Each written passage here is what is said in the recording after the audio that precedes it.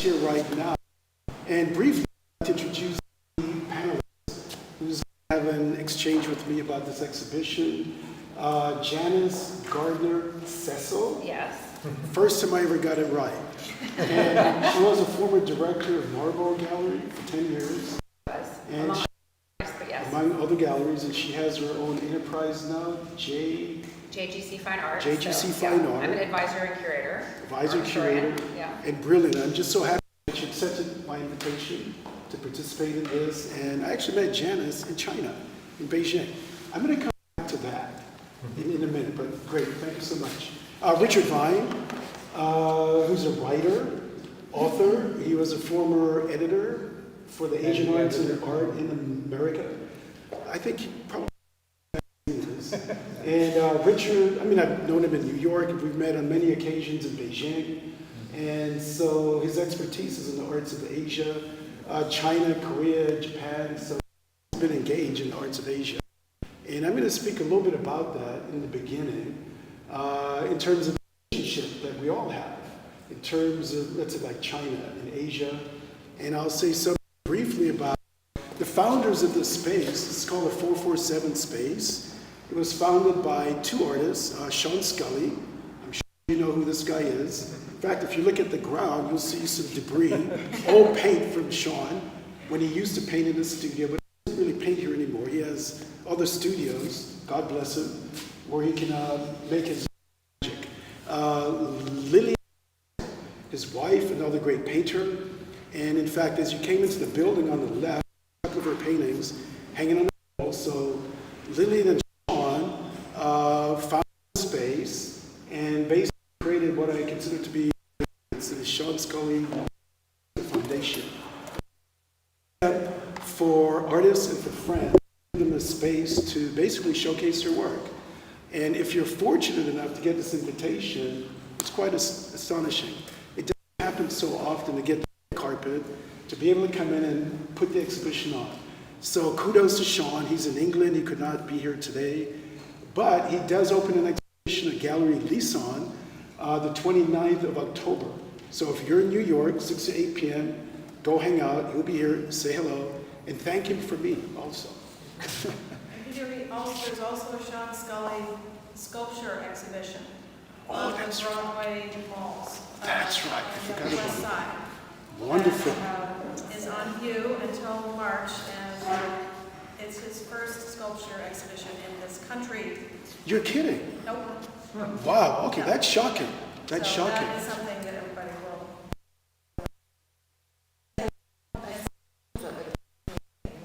Yeah. There's a great African-American musician called James Brown. He's considered to be the heart of show business. I think Scully does glow. I can't keep up with this guy. It's really amazing. And I know he just opened some stained glass windows at a church. I know next summer in Bavaria. Yeah. Okay. So let's sit down and I know what I'm forgetting. There was supposed to be another panelist, Babacar and Mbow. And unfortunately, his father passed away last week. So he's in Dakar in West Africa right now, unable to attend. I thought maybe he would still pop in, but the demands of his family, and his father passed away at 100 years old. He was the Secretary General for UNESCO. And he is a real heavyweight, and he was and like the president of a country just passed. So there's Africa, right now with him. Dr. Africa on my second trip in 2018 with Kathy, my wife, for the opening of the Museum of Black Culture in Dakar. The president of Senegal, was there. We had high officials from the French government, also from China that supported, this museum. And Dr. Bao was the chief curator for the grand opening of this museum. In addition to that, the next major project we're doing is going to open a Pan-African Heritage Museum in Accra, Ghana. It's under construction right now. It opens 25, 26, and it's on the largest physical plant museum on the continent, the African Union, the EU, the United States. And it is of the I'm one of the invited artists that's going to be there. And if you visit my website, there's a link for the Pan-African Heritage Museum. You can see what's coming. It's quite astonishing. Okay, I'm an old professor. I can't stop now. Just have a free-form chat, very informal, and we're just going to speak about a few things. And last thing before I start, in terms of there's a quote or a little comment which I wrote once. It says, "The reason is art." And in some ways, this is really what drives me. And it compels me to make these pictures, which we'll speak about. But my thought about art and painting and what it really symbolizes, what it signifies. The reason and purpose for art. Art was invented as a means to survive extinction as a species. It created the conditions of seeing more clearly through recognition and the ability to document such observations through the pictorial means. Observing the natural world's beauty, its pathos, its sublimity, no doubt assists us in our evolution to become more conscious. It elevates us from the world of the beast and the animal while revealing the nexus of beauty that surrounds us in the world. The beginning of this statement, helping the human being to survive extinction, it is not a joke. There are many lines of the human family that has gone extinct. And some of these moments of great, hard times, one could say, not having enough to eat or whatever, the human species, our human family, at one time, we were only like 200,000 people on this planet. And in those moments where things are very threatening us in terms of our survival, this is when I think art actually happened. To become more conscious, to start to document what we see in the world, and to find certain means to do this. There's a cave in South Africa where the earliest grid form actually exists. It goes back 70,000 years. So the grid structure, it's an implicit order device that's been used by human beings even in our time, like right now. So for me, I'm keenly interested in certain patterns, certain forms, and certain things that we do to help us to elevate our humanness and becoming more human. I'll leave it at that. Very nice, first of all, thank you. Just thinking in times of precarity, absolutely, art is necessary. Absolutely. For sure. So we met in Beijing, actually outside of Beijing, in Peter's studio and the Oasis studio in 2015. Was it? Oh my God. Yeah. And I'm glad I was there then because I exhibited a couple of times. I was a director of a gallery called Edward Nahum, and we did Art Basel Hong Kong, and it was an amazing show. 100,000 people, you're telling them not to touch real Andy Warhol paintings or Basquiat's or whatever. And but it was a great time to be 2014, 2015, 2016 in China. And I remember visiting you at your studio and thinking how amazing this space was. Actually very similar to this, except for that Peter had a wall, all windows, right? And so you could see into this field, and there was a really interesting tea house structure that was very beautiful, and it was really very inspiring. It felt a little bit like a creative Wild West to be there at the time, and it felt really cool. Like Ai Weiwei was doing a show the same time I was there. I saw him. I went to Saigo Chang's studio, and that was really cool. It was a really neat moment, and so you were part of that trip. It was very impactful, and it makes me a little sad for the way it is now because a lot of the freedoms have been lost. I've understood. It's changed. But so when you went to China for the first time, because you've had your studio there for 16 years, you said, did you feel, as you've written about and talked about being, a traveler in the world from Jamaica to California to other parts of the world, when you were in China, what was it like for you? Because I'm just curious about the way it felt for you, like the vibration of being there. Yeah, I think the key word is the vibration that's there. I think music is a real key thing for me. My dad was actually a jazz pianist. And Jamaica, most people don't really know this, but a lot of the early immigrants in Jamaica were Chinese. The Hakka people actually came to Jamaica in 1854. There were 20,000 men that came in, and they were indentured. They worked on the plantations. And there was also people from India who came into Jamaica. But people always say, Peter, my God, you're here in Beijing, and you seem so comfortable. It's like, why do you feel like that? And I tell people, well, my birth country, which is Jamaica, Kingston, Jamaica, there's Chinatown. And eating Chinese food was my mother's favorite food. Okay, so Chinese food, the Chinese culture has always been part of my early years. And so for me to be in Asia, it just felt normal. It felt okay. And building the studio in Beijing, though, I mean, it was a Herculean feat to actually get this thing done. But my first trip to China was actually, this is the 20th anniversary of my first trip to China. I'm a retired professor from Mass College of Art in Boston, and we have an exchange program where we took students historically to Japan first, Osaka, Kyoto, Tokyo. Then we would go to Shanghai, Suzhou, Xi'an, and end the trip like a 2-week, 3-week trip in the Forbidden City in Beijing. And then we would take them to my studio, we'd drink pijiu, cook chicken and have fun, and then have ice cream at the Green Tea House next door to my studio. To answer your question, China has just been a very profound experience, for me. If any of you are Chinese, happy National Day. This is the 75th anniversary of the Republic of China, which was founded in 1949. I bring it up because I had dinner with some people the other night who were Chinese, and they brought it up. I forgot about it. So it's like it's in my mind now. Jewish colleagues, this is year 5,000 something. I have my. It's also a high Jewish holiday.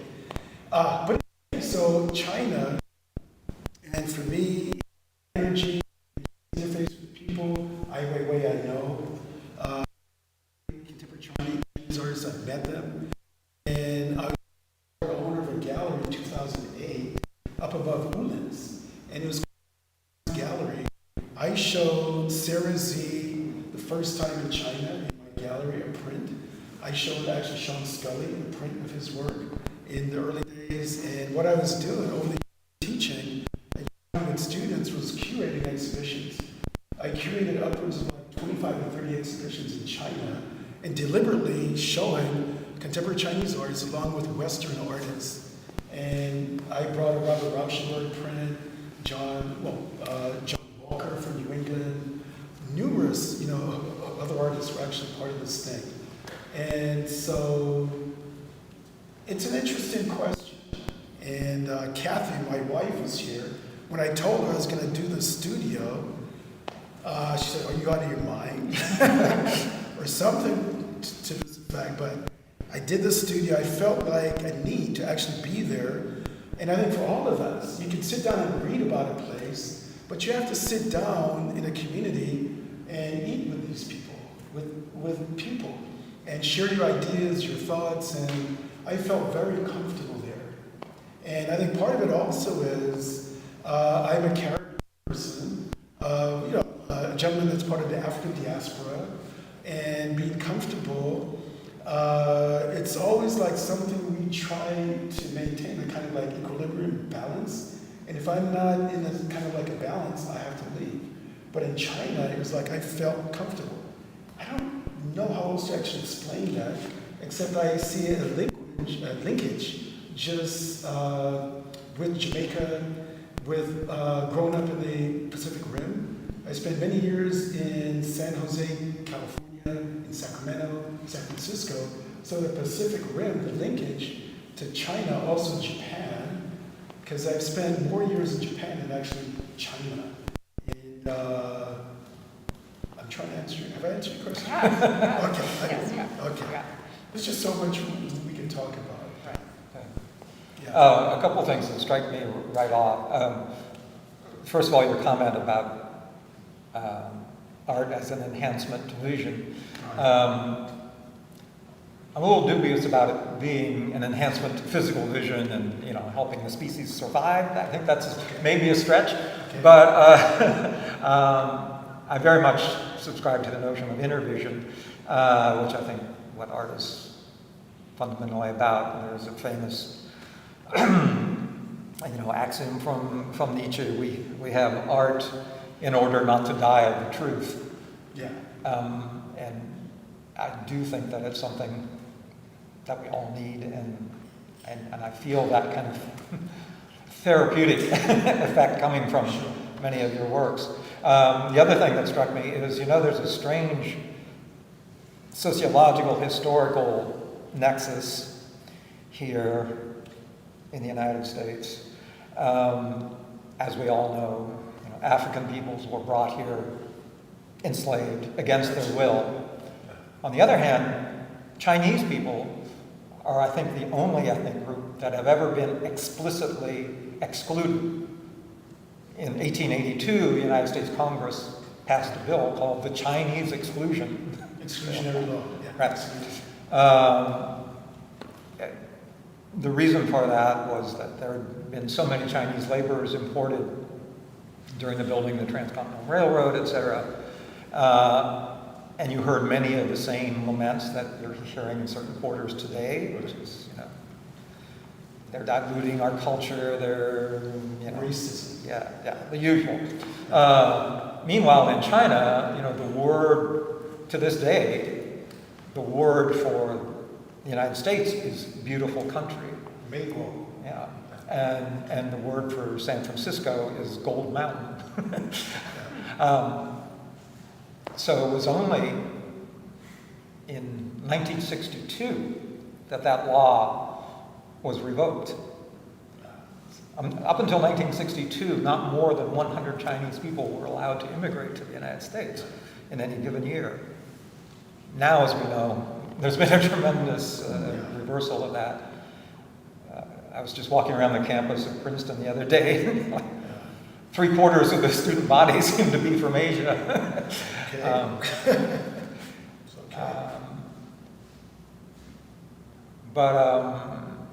I think that jazz has been one of the ways that we here in the United States have dealt, specifically black artists have dealt with those kinds of sociological crimes.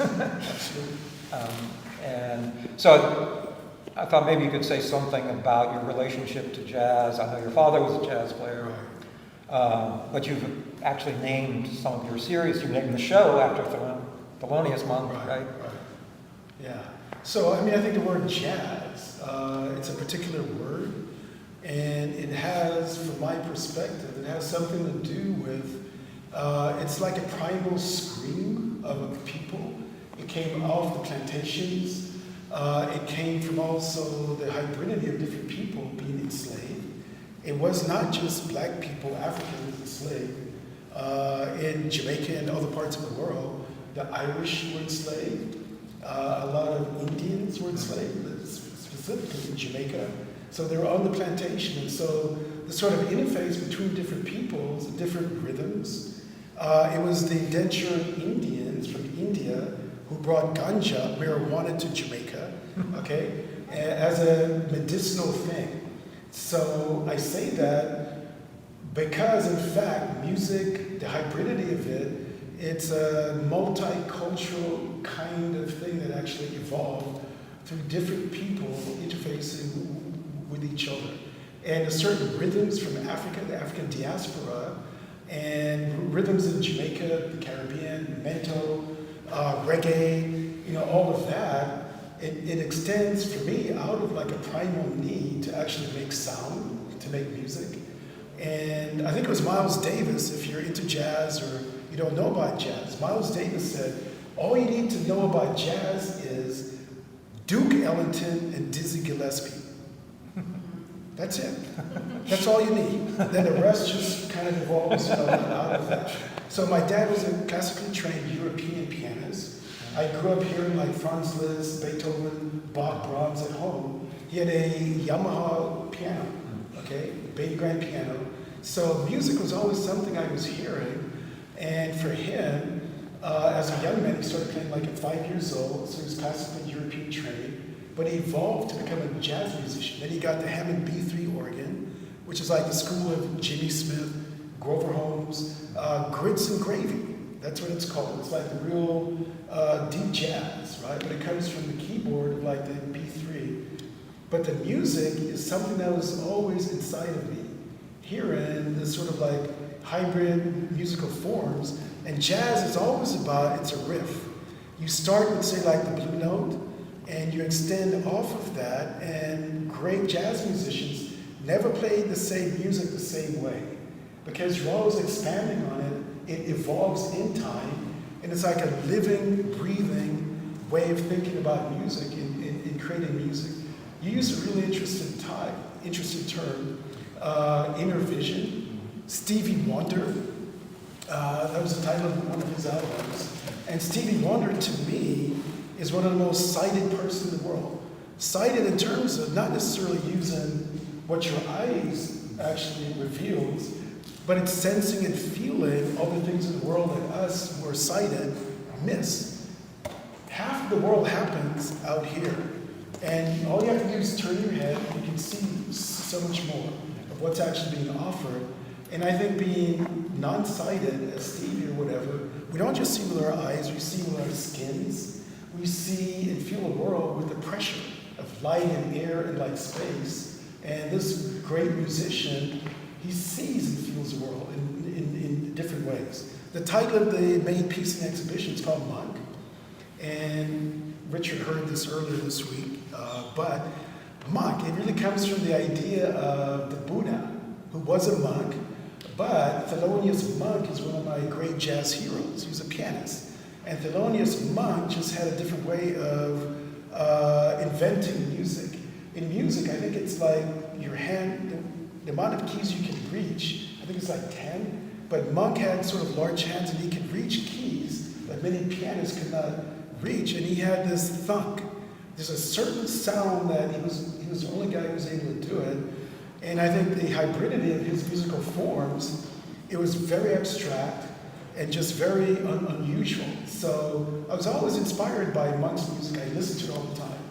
And it's great. And to be in Beijing, China, listening to Thelonious Monk, I mean, it's mind-blowing, along with Beethoven and Bach and all the other cats.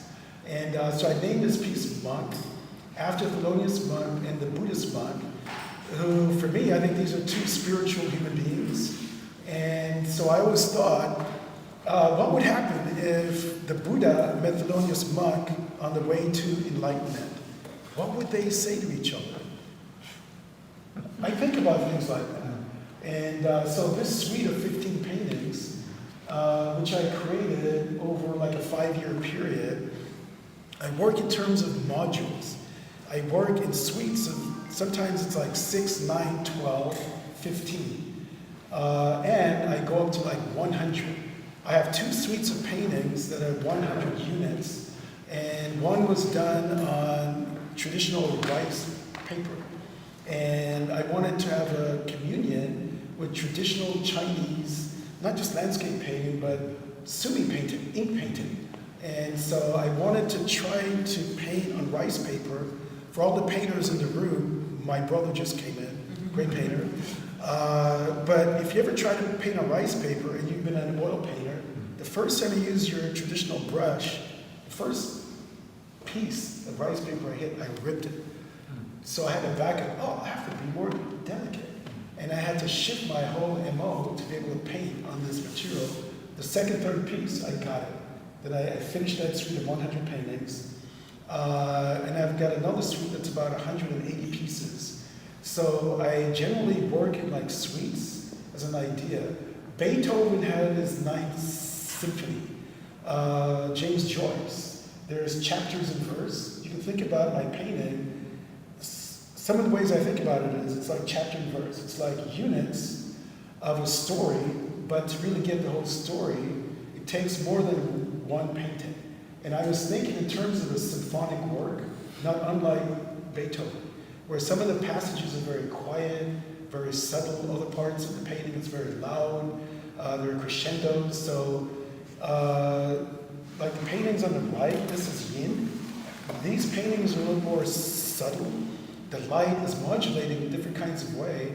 I would think the subtleties and the poetics in this suite of paintings is very different than what's actually happening here. But to kind of come back to Richard's question about like jazz, the hybridity of it and color for me, this is the most intensely organized or arrangement of the canvases, the color, the light. And I want it to be like an overwhelming experience. That's what it's about. It's like I'm boosting, bigger, louder, grander. That's also China. I mean, if you go into Tiananmen Square, you see the buildings. The human being is supposed to be dwarfed by the building, which really represents the power of the state. Okay? I'm not Chinese. I'm not communist. I'm just this Caribbean guy trying to make a painting. But the idea of making something bigger, grander, with much more power, authority, that's partly what's happening here in this painting. It's a circuitous answer, but that's what, yeah. Tell me about your colors, because there are not so many contemporary painters who use yellow the way you do. Really? I don't think so. No, you use almost, there's yellow in almost every one of these paintings. Alex Katz. Okay, Alex Katz. I do, yes, Alex Katz. That's true, he does use a lot of yellow. But I actually, it's interesting, your palette and the choice of colors. And you're using a lot of blue. I just think it's interesting to talk about the paintings themselves because we have them here. I don't want to be in anyone's way. Okay. You see them. Yeah.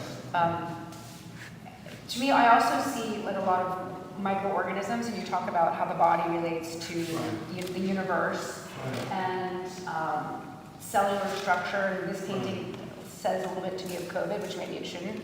It's thinking about like the posts, right? The little things with the red things on them that look like a COVID. But that's just having lived through that experience, which we all lived through, right? And then some of the other pictures on the side, the black hole paintings, which I don't know if you've looked at them, but when you come in, they're really quite beautiful, smaller, very compact versions, but have a big universe in them, which I really like too. So anyway, I'd love for you to talk about this painting more, because there's a lot, I'm sure there's a lot to say about it. Sure, absolutely. Just going back historically, yellow actually is one of my favorite. It's one of my favorite colors. However, I mean, in the early days, I was just so locked into certain sorts of values of yellow, and then I actually stopped using yellow for a really, really long time, just to explore other aspects of the whole rainbow, what color actually is. Every painting in this room is acrylic. I do work with oil paint when I'm at home and when I actually have time. And because of the limits of time in the studio in Beijing, which is really where I paint most of the large paintings, I work almost exclusively with acrylic paint because I know the brands, and I don't know if you know it, but many of the paints, oil paints in China, they're all fake. Like Winsor Newton paint, you can get like a tube of like cadmium red for $5. That's impossible. A real tube of Winsor Newton or some of the great paints, it's expensive as hell. So a lot of the oil painters are buying these cheap paints, it's poison. So when I actually discovered that, I decided not to use any oils. And acrylic paint, I can control the timing of it. I mean, I can extend the drying time. There are things you can add into it, or I can speed up the drying. So acrylic for me, I like the range of possibilities of color. You can get more color in acrylic than oil paint. Except, of course, all the painters in the room, if you mix two colors, you get a third color, you get a fourth, fifth, you can make all kinds of colors. But I like the possibility of having a wide range of colors that I can actually access. And my favorite acrylic paint, it's called Mbow. It's actually French. This is like Old Holland paint for the oil painters. It's expensive as hell, but I can get it in China. I can order it. And I know what to expect from this paint. It works. And so color, I think, is just a key for me. I'm a Caribbean guy. The color that you see in the Caribbean Sea, and through my travels through Africa, through France, the south of France. I lived in California for 35 years. The color, the light. There's a reason why all the painters went through the south of France. And you go to like Aix-en-Provence, Mont Saint-Victoire, you just see the color, why Van Gogh was there, why Cezanne, why the great French Impressionists from this region. The color and light is really different. So it is, for me, quite exciting to work with the color that excites me. Okay, I can also work with the subtleties of the color, which for me, there is no black in those paintings. It's all blue. If you look at it from the right angle, you'll see it will reveal itself. There's like 5 or 10 layers of different qualities of blue. One of my early painting heroes, believe it or not, is Mark Rothko. My graduate thesis document was really written about him. So I love certain aspects of his work. Of course, I'm not trying to emulate anybody, but I think the magic that happens when you look at a Rothko painting, when you're up close, where you become really almost like ingested. It's like it absorbs you, you fall into this void, which is really quite stunning. And Ed Reinhardt, I love Ed Reinhardt, what he does with color. When you stand and you think you're looking at a field that's consistent in one color, and it's not. But the longer you look, the whole temporal issue, the painting reveals itself with time. And then the geometry just comes out of it. If you go up to these paintings and you really look, there's a lot of painterly things that's going on in it. So I'm also very interested in things of this sort. And it's not always about overwhelming you with this, brilliant, palette, but I think just having a range of possibilities, excite me. Yeah. But I think the other comment you made about, let's say like patterns, let's say like inside of the body, we didn't just go through the pandemic, COVID, and in fact, I've been working like this for a really, really long time, but because of the images that's been permeating, in the media, people are seeing, these patterns, which these are fractal patterns. Nature has an implicit order device, and fractals exist. These viruses, even the Ebola virus, the COVID virus, the patterns are really quite stunning. The color of them, of course they threaten us because that's not good for the human being to have these viruses, in us. But it is just something that's always been there. I've always been invested in the micro and the macro. And I'm happy you brought up the idea of the body, the human body. I think of us as just being, an organism, the human species inside of this world, this planet, which is called Earth. But we are revolving, we're moving. This planet is not stable, it's evolving in the cosmos. And in the cosmos, all the planets, wormholes, black holes, all of that is part of the body cosmos. So I think of us as being part of the internal organs of what the cosmos actually is. Inside of our bodies, we have the lungs, we have our heart, we have our stomach, we have our kidneys, we have internal organs. And we have viruses. We have good viruses inside of our bodies that keep us in balance. Our gut.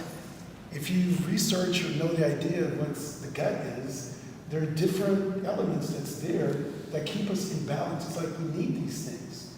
And so the idea of like viruses, things that are micro, things that are like macro, I'm keenly interested in all of those things, but I'm not trying to make a transcription of any of those things. So these are not really mimetic paintings where I'm trying to document what the world looks like. But I am a person of the world, I'm a painter, and I'm really trying to make sense of what my experience is.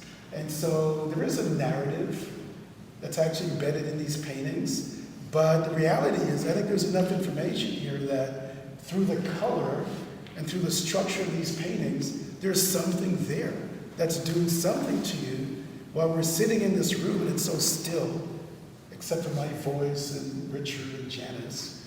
But there's something about the pressure of color and the light, it affects us. It affects us. When Van Gogh made the painting, The Night Cafe, which is really one of his great masterpieces, if you can imagine this painting, you go in, and the intensity of the yellow and the little lamp that hangs over the pool table in the middle of this painting, and the void, which almost represents like a tomb. But the color, what he said about this painting was, he wanted to make a painting where someone could go into it and go mad. He thought about that. And if you love Van Gogh, which I do, and you think about what color can do, the pressure of color, how it affects us, the ocular experience, it's intense. And when you have certain colors, it affects us in a particular kind of way, right? Yeah, so you've talked about your relationship with music and art, and color and art, but you also have something else going on, which is your relationship to ideas. This series relates to yin and this to yang. Right. Back here you have a reference to astrophysics. Absolutely. How important? How do I square that? Yeah, because your making of art seems to be instinctive and kind of visceral, Right. and yet you play with these ideas. I just wonder how that dynamic looks. Okay, so I'm an immigrant, proudly. My family immigrated to the United States in 1962, and kicking and screaming, I thought I was leaving paradise, Jamaica, Montego Bay. It's just gorgeous. But my parents came, they immigrated they wanted their 4 kids to have a good education. The economics of being in Jamaica this time it was a hard time. So my family immigrated, we came to Sacramento, California, okay? In the early 1960s, I was completely overwhelmed by the idea of the space race, okay? The Apollo program.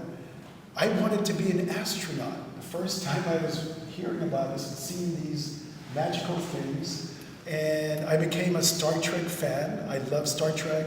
Just ideas about, traveling through space and things like that. Isaac Asimov, The Foundation trilogy. I read it as a teenager. It blew my mind, expanded my mind. I became a big fan of science fiction and read everything I could and got really inspired. Then I really got inspired by theoretical physics. Physics is just an examination of what the world actually is. It's a feeble attempt by human beings trying to explain what the majesty of this world actually is. And I'm inspired by Albert Einstein, of course, Alan Guth, who's our modern day Albert Einstein. He's a professor of physics at MIT in New England. And so this big painting that Richard actually just pointed out, the one behind us, and the one at the left of the door, the more orange one, it's called a false vacuum. And these 2 paintings are 2 of 7 paintings that were exhibited at Ullins, UCCA in Beijing, China. And these are the paintings I did on my first sabbatical from Boston. The false vacuum is a theoretical idea from Alan Guth, who's alive right now, about what was the trigger for the Big Bang. What made the bang? Okay? So his whole theory is that something can come out of nothing. I'm not making this up. Google Alan Guth, and he's one of the cats. I read his ideas, his things. He inspires me, and he makes me think about different kinds of things. Alan Guth, in the early 1980s, he's the one that also theorized the universe is expanding, which has been proven. The universe is expanding. And so that's Alan Guth, brilliant guy. He has his own webpage, and you can follow this guy. Neil deGrasse Tyson, I read everything this guy writes. He's just a genius. He's amazing. And so just hearing about different ideas about the nature of our existence kind of inspires me. So these 2 paintings are called The False Vacuum. And the false vacuum is that nothing is empty. There's energy in all things. All the space that surrounds all of us in this room right now, it's full of energy. It's not devoid of energy. And, I was teaching painting, drawing all these years, and the whole idea of negative space, that's bullshit. It's energy. She knows. Great painter. Space is full of energy. So the false vacuum it's a falsity, a false notion to imagine that the emptiness of space has no energy. And I cannot paraphrase this great man's ideas or theories, but you can Google it or go to MIT. He gives courses. So those 2 paintings about the idea of what was the trigger that made the bang, the Big Bang, which brought this world that we know into existence. Yin Yang, the yin, which is on the right, it is a traditional culture, philosophical idea about the balance of the world. The yin force, it's a female force, the female energy, and the yin is dark. Yang is also more of the white. So this form, the pattern, it's a way of dividing the world. It's the balance between the female energy and the male energy. So yin yang, that pattern is something that kind of inspired me. And maybe this came out of my experience in China and also Japan. And I've spent 20 years, my first trip to China, but with the studio, 16 years. But I've been traveling to Japan for 35 years. And I've exhibited all over Japan. And so I have a passionate relationship with the arts of Japan, its culture. And in fact, my friends in Japan said, what the hell are you doing in China? It's like, well, it's exciting, it's interesting. But I love Japan. China is interested too, in a very different kind of way, right? But yes, so there are different ideas. What's happening? Wow, okay. So yeah, ideas, I'm really invested in ideas. There's many ideas. Physics inspires me. Painting inspires me. Art inspires me. This conversation inspires me. You inspire me, the audience. And I think the really best things for painters is when your peers, your colleagues show up, and there are many painters in the room. So I'm not going to shout out all of you, but thanks for coming. That's what really makes me feel good when you have people, in a respectful way, participate in events like this. I go to projects also, and it's great. So before we stop, this painting on the left, Yes. this really captured my imagination. Since Okay. you're looking at you and it behind you. Okay. It's the only one in the room that actually feels like there's a figure in it. This one? Don't you see it? Right? It almost feels like it's walking to the right. Oh. And it's like moving towards that your nice blue calligraphic mark there, which I really Okay. like. And anyway, it's really interesting picture. I mean, unlike the rest of them, it has something that feels decidedly figurative in it, which Okay. may not be there, but I'm seeing it. Absolutely. There's no way in this world that I can climb into your brain and take your perspective and look at what's actually there. Right. What you see is absolutely correct. I have different sorts of intentions. And I think in terms of like what a painting actually is, another way of like thinking, Richard Volhan, he wrote a great book. It's called Painting is Art. And in it he said, painting has to do with the conversion of the materials of painting and how these materials can be so manipulated as to give rise to meaning. And I think that's a struggle for every painter, is to somehow take these inanimate materials, it's wood, it's canvas, it's paint, it's brushes, blah, blah, blah. How do you manipulate, these structures and somehow imbue meaning, in it? It's a quote that I think about a lot. And so the idea of like seeing a figure, that's not necessarily what I see or what my intention was, but that's completely okay. I don't have a problem with that. I am not an illustrator or a designer. And my early paintings in California, 70s, 80s, I was a figurative painter at one time. And I shifted my whole approach to what painting is many, many years ago. But we are human beings, we live in this world, and I think figuration, like nature, we're not outside of nature, we're part of it.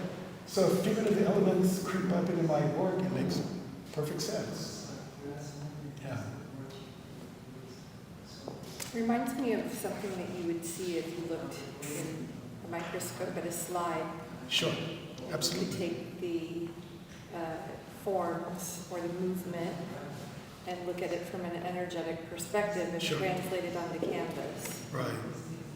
That's kind of what I'm hearing a little bit. Okay, since you brought up the figurative element, I'll talk about this painting on the right in brief, because we have like 15 minutes for Q&A.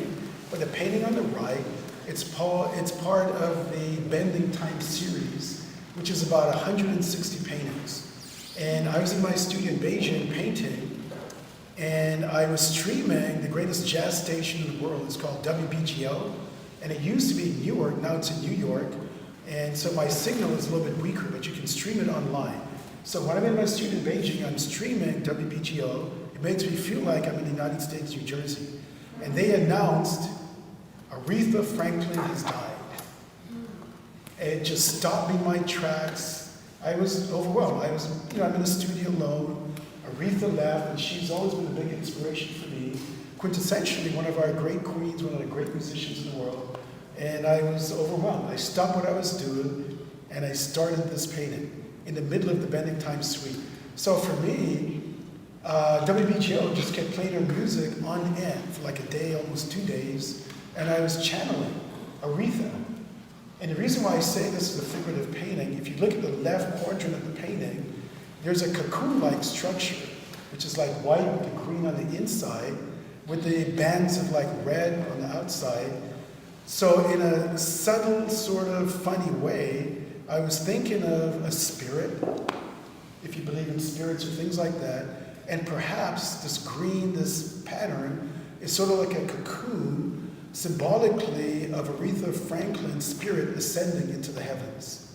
Okay, it's just a thing, something I was thinking about, and it's not really deliberate, but it was like, okay, so I'm thinking about Aretha, the music, blah, blah, blah.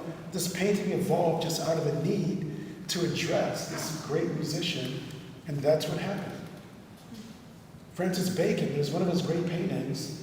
It's the portrait of Pope Innocent VII, the 14th or whatever it was. Bacon talks about, he had an idea of painting these crows flying in a field, and how this Pope came in with slabs of beef, he had no idea. He talked about this. This happens with painters. It's like you have ideas, certain ideas, but you start to paint. And for me, like jazz, it's alla prima. It's all at once. And what ends up through like the process, sometimes it's always a big surprise to me. I'm still trying to unpack and not necessarily trying to assign particular meanings to every mark, which I think is an impossibility. But I think there's an overarching ideas like spiritually, Buddhism. I'm like a recovering Catholic, if you want to talk about, what your religious beliefs is, or the Ashanti people in West Africa. These were the African people who came into Jamaica, who were indentured, they were slaves. So the people from Ghana, also West Africa, Nigeria, these were the primarily African people that came in. So I am part of that diaspora, and the Ashanti people, if you don't know about these people, these are like the artisans. These are the philosophers, the writers, the poets, the magicians. And in some way, I like to think of myself as a magician, generating or bringing forth ideas and things symbolically that has not really existed before.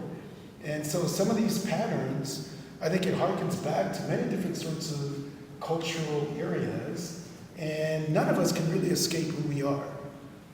You can't. And I think within my body, the only indicator of who and what we are is located in our DNA, okay? And the only thing that really assigns meaning to our being is really, what's really locked into that, the DNA structure. And that links all of us as human beings into one human family. Call me a romantic, but these are the things I think about.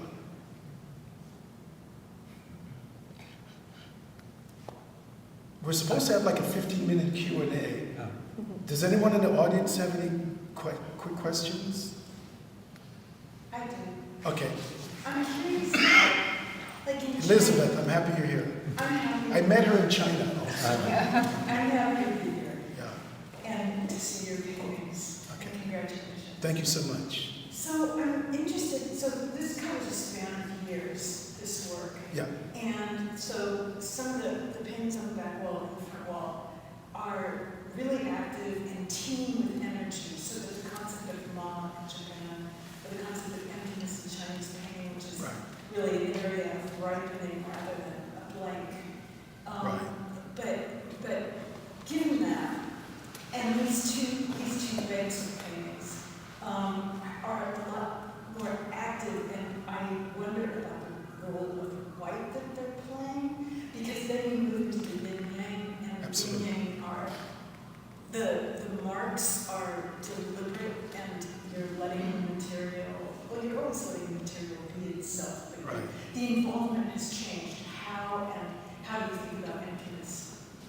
That's actually a great comment. In fact, I made a faux pas. I went to an event in Tokyo, Japan, and I dressed in white. Dressing in white, symbolically, it's death. And so I thought I was a cool cat coming in, and I just blew it, right? So my host, my friend, had to tell me, Peter, you should wear white. You know, it's not that kind of event. In China, it's kind of like a different thing. But in Zen Buddhism, there's an idea which is called living movement, which really means that everything in the world is alive. Rocks are alive, trees are alive, the sky is alive, the air, water, everything, the natural world is actually alive. It has an energy to it. This is Buddhism, Zen Buddhism.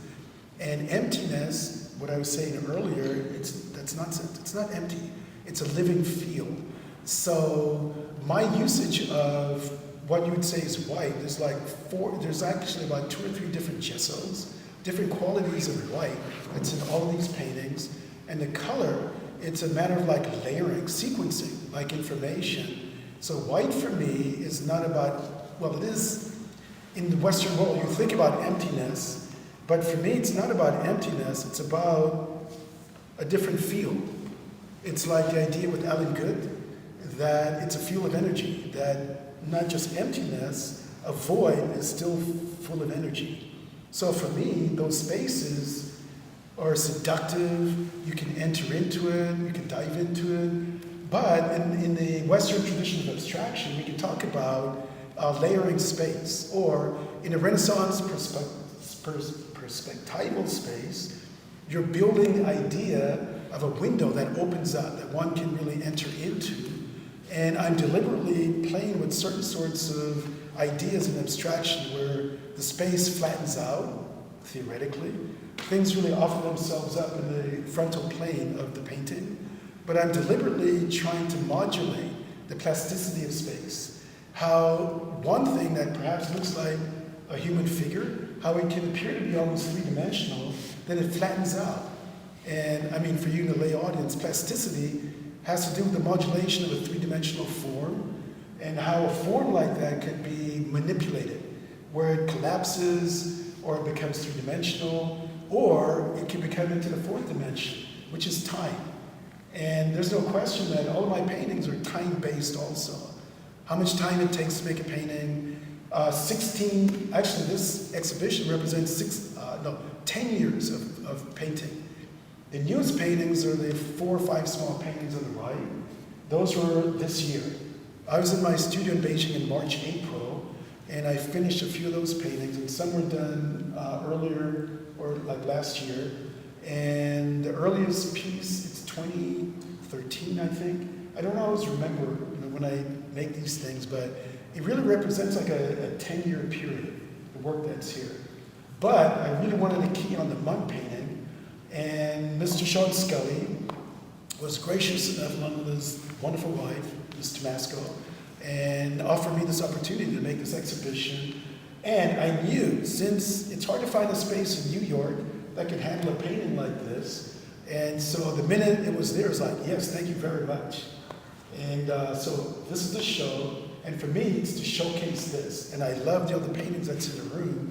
And so conceptually, Yin Yang, the False Vacuum, Miss Aretha Franklin, and the black hole, behind the black hole. I didn't even talk about that, but conceptually, the construct of a black hole, which is a void in space, it's a cosmic reality, which does exist, and it was photographed, right? I mean, we have a picture of what potential it is. It's kind of scary, if you understand what a black hole is. But I was trying to imagine what's behind the black hole. It's like, what triggered the Big Bang? Something made it bang. Okay, so the Christians in the room, God bless you, okay? The Buddhists in the room, whatever your religious belief, maybe it was Yahweh, God who made the bang. I'm not gonna argue that point. It's been theorized that many things can happen, like in voids, right? So it's like, what's behind the black hole? It's supposed to be a void, but there could be something else behind it. I mean, I don't know. Look under a microscope. look under a microscope and see all of the matter. There you go, yeah. That's actually a good point. Actually, I wanted to be a biologist It has a lot of when I was in biology junior in high it. school. But when I had to dissect a frog and I had to cut him open, it was like, it really wasn't me, yeah. But I like Well, the idea it of looking encompasses inside everything you're things. talking about. Sorry? It encompasses everything It does, you're yeah. referring to. Yeah. Venetia Copernicus. Hello, Hi. thank you for this amazing lecture. I think it's something that Jack can cover, and you told me when I came to see the show last week. Yeah. We haven't talked about the paintings and their own floor, and maybe, you know, the elevation and The why. installation. We don't talk about it because it's not out of space, so they just be on the floor, but I know there was a specific way. Yeah, I mean, The base of everything, they take it into sculptural kind of elevation, so we can talk about. yeah, that's a really important thing. In fact, when I exhibited this the first time, it was only exhibited as one complete piece at Women's UCCA in Beijing. Richard knows this place, I mean, Janis also. So Philip Tenari, God bless him, he didn't have a wall big enough to house all 15 pieces on the wall. So he actually expanded the wall in the museum by 30 feet to accommodate, this suite of paintings. And Philip saw it in my studio, and I had to sit on this suite for 2 years. He said, Peter, I want to do the show. You can't show it anywhere, but we're going to have the show. So he built out the museum to accommodate this one painting. Then we showed the false vacuum paintings and a suite of other paintings. However, the way that I think in modules, suites of 6, 9, 12, 15, many of my exhibitions are site-specific. There's actually 9 of these paintings, but I chose only 5 because of the space that I have now. And the Yan, there's actually 9 of these. So these are actually suites of 9 paintings, but I shifted it to accommodate the room. And I think this is really a magnificent room. It's gorgeous. I like the structure of the ceiling, and there's a relationship between this pattern and even my, Aretha Franklin painting. And this form, the structure. So I think every artist needs to be sensitive to the space where the work is being shown. So I showed a painting the similar size at Mocha, Miami in 2016. In fact, Skoda Agahoa, who was in the room, he saw this show in Miami. And it was a monumental painting, the same scale. And Mocha actually had to cut away part of their roof, but I still could not put the whole suite in. But at that time, we built a platform, and we decided to put it on the platform, make an L shape. And for me, it's like it just gives you a different way of entering into an experience of this painting. The fact that it's elevated by 3 inches actually off the ground, so that you have this experience of going into the painting. Not quite what Mark Rothko achieved in his paintings, how it absorbs you, but it becomes almost like a portal that you can enter into the space. And I like the idea of kneeling down. I think that painting, physically, human beings, we kneel down in communion at times. And so I quite like this idea. And I showed actually 3 of these paintings at a different institution as part of a bigger exhibition. So all of these exist as singular paintings. They exist as modules, as suites. And so, have I answered your question? Yeah, well, no, I heard you last week. Thank you. Yeah. Your hands up. Okay, one more question. Senor Juan Puntes, the founder and director of White Box, is here. I sit on his board, and he's always, you have questions, I'm sure. I have to shout you out since you got it up. I'm coming to your opening. Thank you. I'm coming Friday. There's a great show of fiber arts that's opening Friday evening at White Box. And I think mostly women, I think. Okay. Do you have it? Ceramics and fibers of those sorts. I see, okay. Would you like to ask a question? You've known me a long time, like. Are you looking at me? And Michael, no, Juan or Scoto, who's in the gallery. Sorry? I'm retired. You're retired, okay. And on the field of zoo, on the field, etc. Yeah, I showed when I had the show, and then I gave a look at a red bus and okay, in nurse. okay, he's too tired. Scoto, would you like, you have a question? I mean, you know me quite well. Someone back there, Oh, someone- them too. Mine's not a question, mine is a comment. Okay, One of the things that I love about these paintings is that the premise is constantly in flux. So whatever you bring to it, you can go somewhere. okay. You know, I mean, I know you're very specific, you know, it's a Aretha, or, you know, they're all different kinds of premises, but whatever you bring to it, and, you know, we're all changeable, you can go somewhere with it that reaches you. And that's a rare thing. Thank you. That's quite kind. And I love your work too. You had an exhibition in this space, and beautiful exhibition. And I wasn't really that familiar with your work. And just to sort of like painterly feel the energy in your work, I can see why there's kind of simpatico.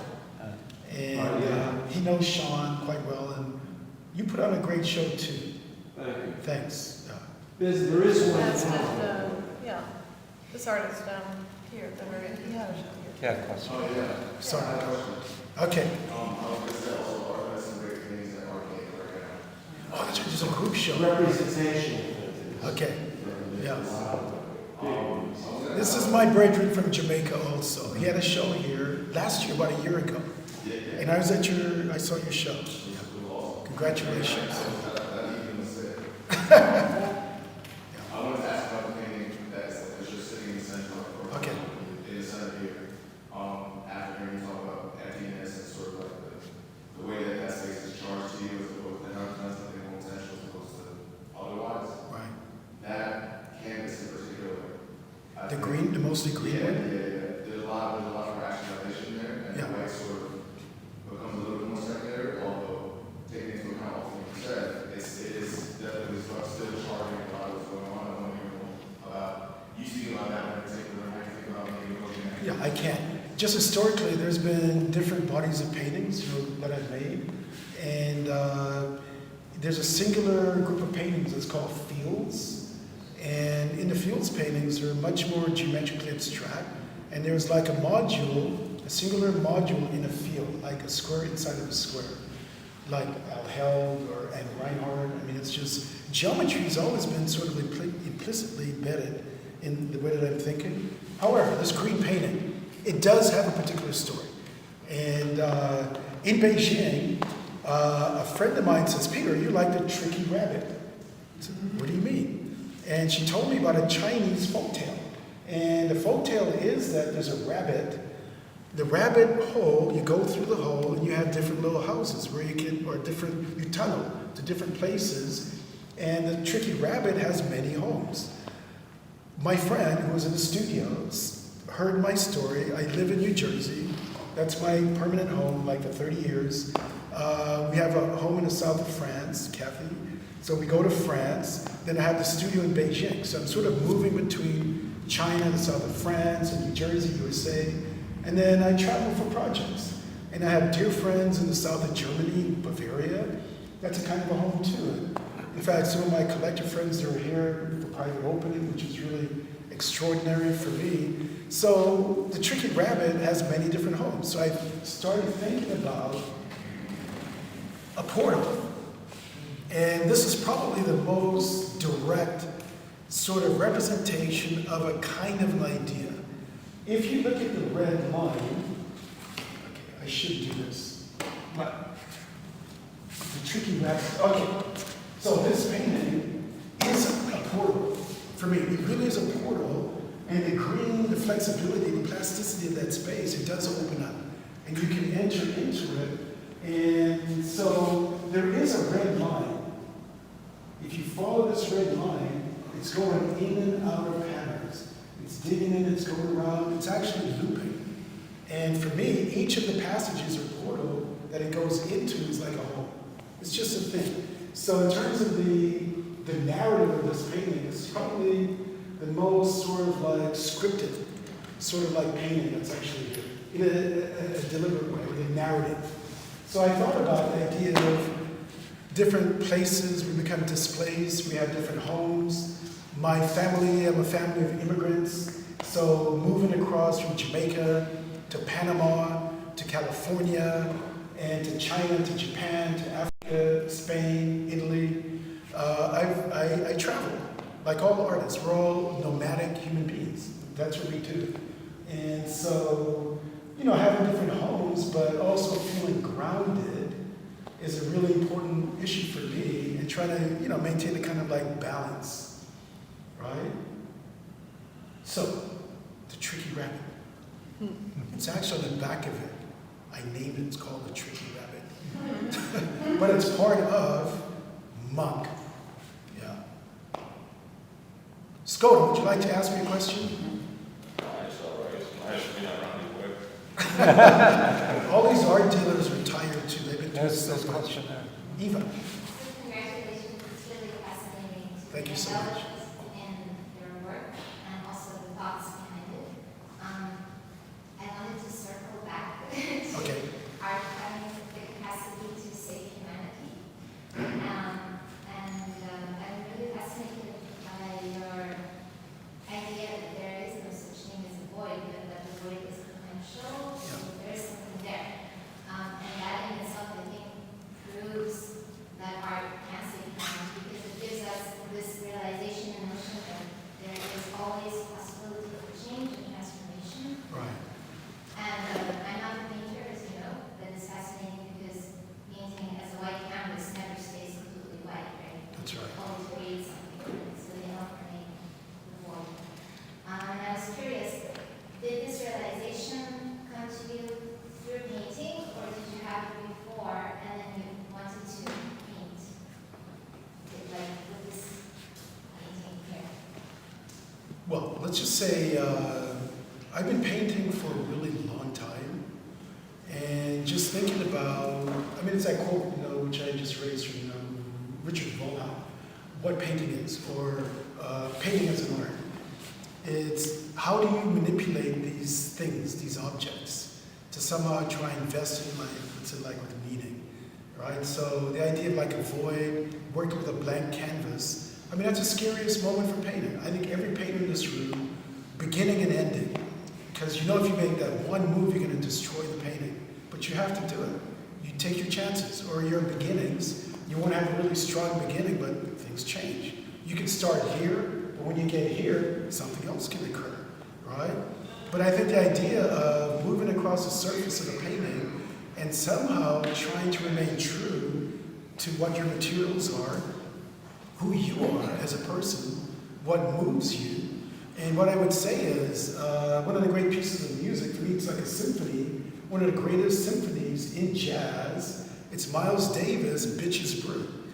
If you don't know this piece of music, go get it tonight and listen to it from front to end for the next week, nonstop, because you need to listen to it. I've been listening to it like half my life, and I still haven't gotten enough of it. It's just amazing. Miles Davis, his genius is, he always said the music, the note, it's not the note, it's the silence in between the notes. That's what creates the music. Timing. So, we're over 10, okay. The governors, we're 10 minutes over. But it's a silence in between the notes, that's what really makes it really work. And I think for all of us, also, we're sitting here, but it's a space that's around us that delineates the boundaries of our bodies. If we took out what was considered to be that void, you would cease to exist. Think about that. So it's like ideas about emptiness, what is a void, what actually is space. The scientists are coming up with ideas. We think about all these things, but my humble attempt to try to understand this gift that I've been given, which is called life, and the life of the painter. I don't take it in a light way. I think for me, it really informs my life. it has significant meaning. And I hope that these paintings represent a human being, because I'm the one that made these paintings. And as one of my mentors, someone I admire greatly, Larry Pooms, I think he made a great comment. He said, painting is not about whimsy and bullshit. It's as serious as life and death. I like that quote. Now I have something to say. Oh, the killer. Okay. When I was saying that the first iteration of abstract expressionist, etc., and they were my age when I was left 29. Okay. And Philip W. was my Great painter. Yeah. within the Street Arts Club. Was with Conan and Klein, his buddies, and Charlie Parker, who lived on Ray Jones when he was also having his studio. And when Charlie came over, before he got no big break, Yeah. that was finished. Nobody paid He my gave paintings. me those abstract expressions, paintings, before they called themselves tatted. And his reaction was, that's what we were saying, my things in reverse, is, you guys are fucking stalling on blue notes. Point, Stop. space, boom, Yeah. mark. That was Charlie Parker's reaction. That's genius. Yeah. That's it. Finalized with person answer. That's what you're not. Yeah. If you don't know who Charlie Parker is, go find out. Very heavy. He's our Beethoven. Okay. Thank you, Peter. Amazing. Thank Yeah. you.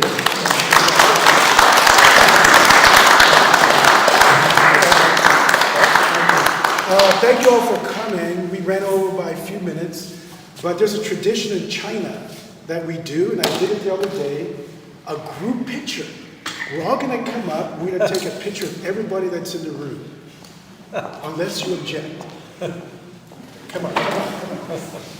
We're going to take a big group picture. And we're going to send it to Sean Skelly and tell him, this is in front of mine. Hey, how are you?